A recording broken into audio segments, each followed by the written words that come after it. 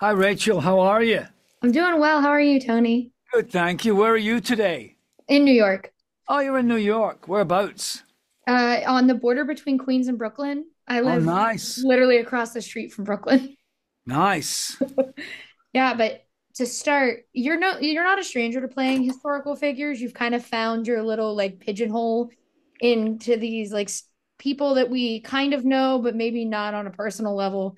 But what I really like about James is that there's so many layers throughout this series to him because he starts as kind of this aloof king that clearly isn't able to be who he wants to be. But as it goes on, we see how those layers kind of weigh on him.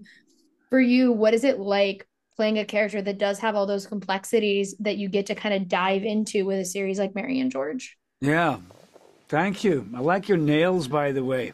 Thank you. Your nails are as varied and as um, interesting as the complexities of James's character. No, it was fascinating. When I read the script, that's what I thought was. I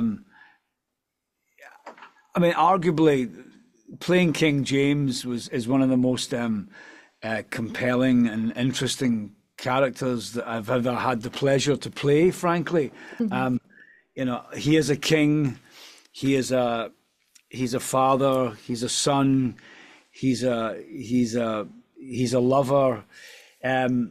But he's ultimately just a man, just a human being, and with I think his vulnerability was something that really attracted me to him. You know, the idea he had so much responsibility as this sitting monarch, but a lot of the time I spoke to Benjamin Woolley, who wrote the novel, but he didn't really want to be there, which in many ways is I found a sort of compelling juxtaposition of someone who's supposed to have such power, such prowess, such control, but frankly doesn't want any of it.